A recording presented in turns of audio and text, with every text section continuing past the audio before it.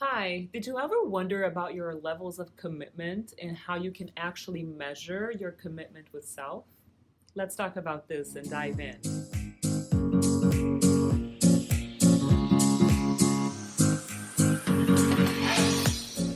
Hi, I'm Paola Ranova, founder of Ranova Enterprises and creator of the Cardinal Method of Life Connection. And today I want to talk to you about commitment with yourself and how you can actually measure that. So, there are three ways in which I see people committing to their higher self, to being who they truly are, and to actually being healthy and pursuing well being and joy. And when you don't do these three things, you don't live the best of life and you don't live life to its fullest potential. These three things are meditation, physical exercise, and how you deal with your money.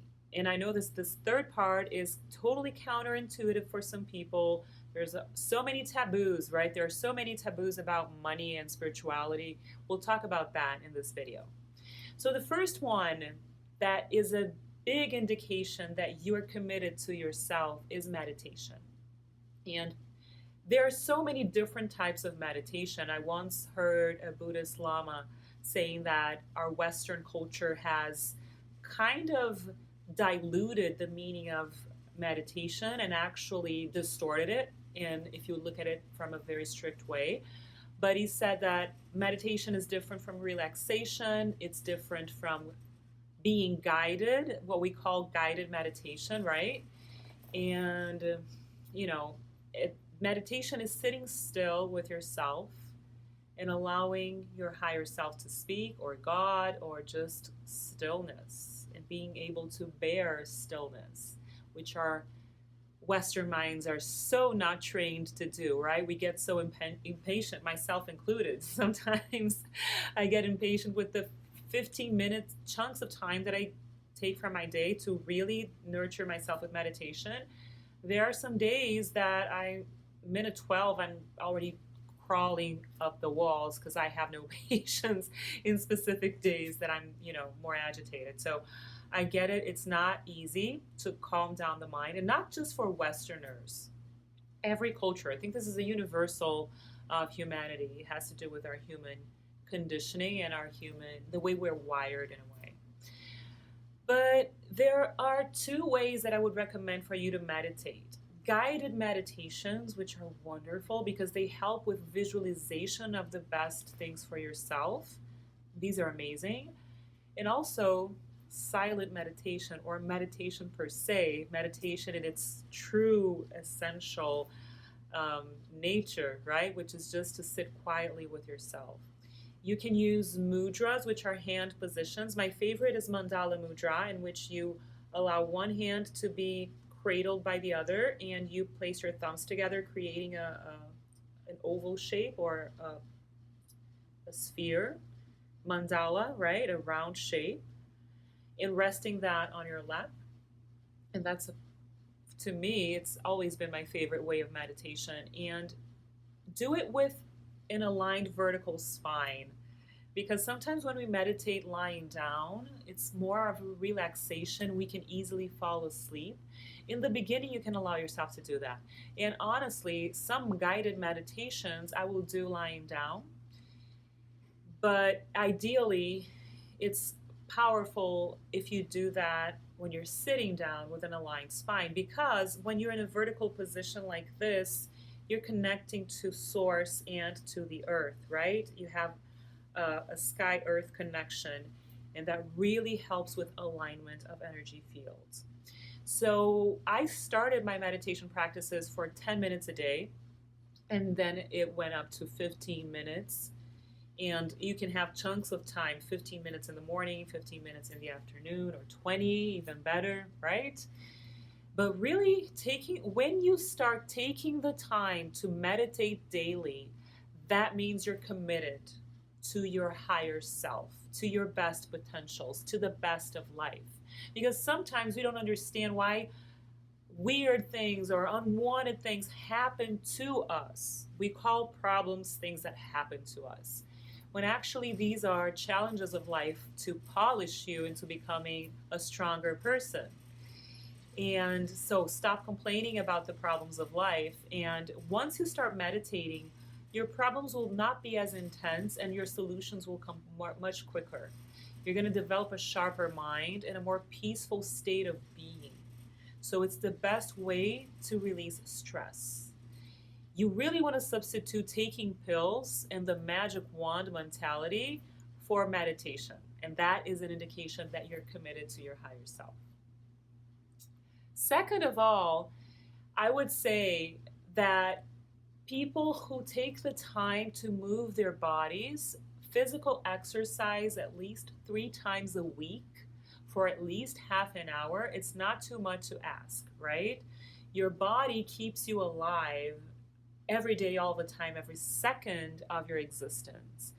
And I don't understand how can we be so lazy not to take care of our bodies. Now, movement is mainly physical exercise, but you can also give yourself the gift of massage twice a month or even once a month.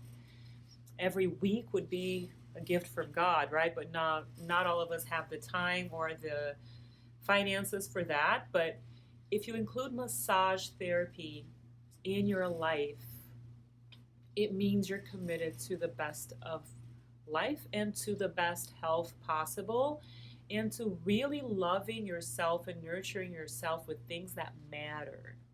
So it really blows my mind when people tell me that they would rather buy a $500 purse and not a massage package. It's crazy, in my opinion. It's really a weird set of priorities, to be honest with you.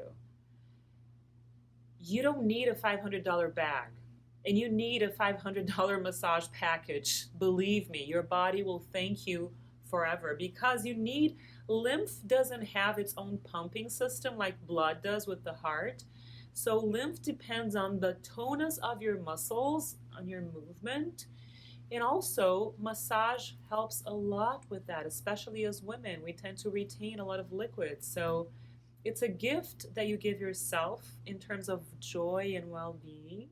But it's also about health, and it's also about being committed to the best of life and being committed to honoring your body. Your body is not separated from your soul and your mind. Your body is an expression of you. So denying the body, not paying attention to the body, believe me, I've been through phases in which I've neglected my body. And those phases were not nice, you know. Your brain is foggier when you don't dedicate time for your body, for movement, right? For physical exercise. So it really snowballs into other areas of life if you don't honor your body with movement, with physical exercise. We spend so much time sitting down. Often I see people in sessions in which the lower abdomen needs some movement, right? They need to get lymphatic drainage somewhere else because I don't have that training, but it's a priority for them. You know, the stagnation in your lymphatic system is not good for you, and you deal with that and you avoid the stagnation of liquids and lymph with massage therapy and with movement and exercise. You also want to get more tonus in your muscles. You want to get lubrication on the joints, and you also want to get your bones to be stronger, especially as part of aging gracefully. So there is no excuse not to move your body, and it's not too much to ask at least half an hour 3 times a week. Come on. Ideally, it would be an hour a day for five days a week. But if you can't do that, try to do the minimum, which is 30 minutes 3 times a week. That would be another second indication that you're committed to yourself, that you're prioritizing yourself and you're owning the best of life and really honoring yourself with all that life has to offer. And it doesn't take too much time. It doesn't take too much dedication. We're talking about minutes here, right? 15 minutes meditating every day, 30 minutes walking 3 times a week. You can increase that gradually the more you love yourself. So that's another indication of commitment. And the third one is how you spend your money, the investments that you make. And now we really have to do some mindset work here because the word money seems to be cursed in our culture, right? Not just our culture, other cultures too. It's like money is the root of all evil. There are these sayings that money corrupts the heart. But I'm here to tell you that money is a neutral energy. And it's much better to make peace with money than to fight it. And where you invest your money is an indication of your priorities and your commitment with yourself. So we'll get to that in a minute. Let's just talk about the money is an evil thing belief system that needs to be dissolved immediately if you want to have a good life. Because you need money to support yourself, you need money to create moments of pleasure for yourself, and you also need money to expand as a human being. You don't want to just be surviving, and you don't just want to be in pleasure land. You need survival, you need pleasure, and you need consciousness expansion for life to make sense and to have a purpose. And what allows you to have access to these three things is money. Why would you neglect it?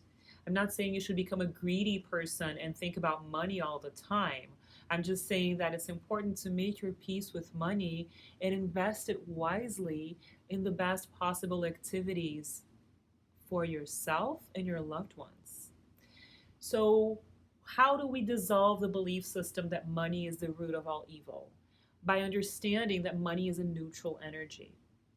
It is also an amplifier of energy. So, wherever money goes, energy just seems to expand. But money does not have autonomy. Money is not something that will put you in autopilot and put you in a trance to become an evil person. What happens with the energy of money is that it amplifies whatever is in the human heart. Okay, so everything begins and ends in the human heart, as I always say. This is a cardinal method motto. It's the cardinal method most important saying, in my opinion. Everything begins and ends in the human heart. So if a beautiful human heart receives a lot of money, that person's going to do beautiful things with that money. There's so many examples in history and also in contemporary 21st century reality of amazing people who have a lot of money and do beautiful things with that money. So money doesn't corrupt pure hearts. If, however, a person has a tainted heart or an evil heart, it's very likely the person's going to do evil, terrible things with money, and they would do those things regardless of money.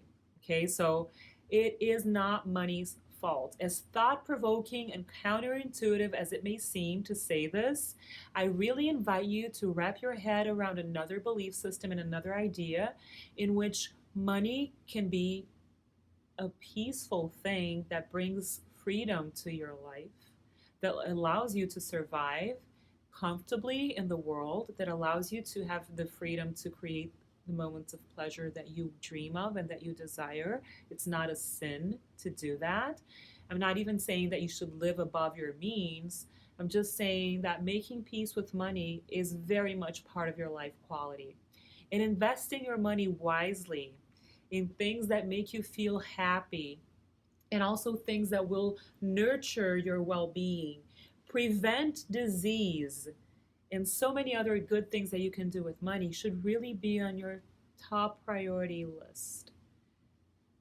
Meditation, physical exercise, and the wise use of money, respecting money, honoring money, using it as a tool for your health and well-being, and also for expanding your wealth. Why not, right? It's not a sin to do that, but it shouldn't be something that makes you feel guilty or ashamed. And this is the last piece that I want to talk to you about regarding money and also regarding meditation and physical exercise, because the root cause of not doing those three things is the lack of self-permission to be happy.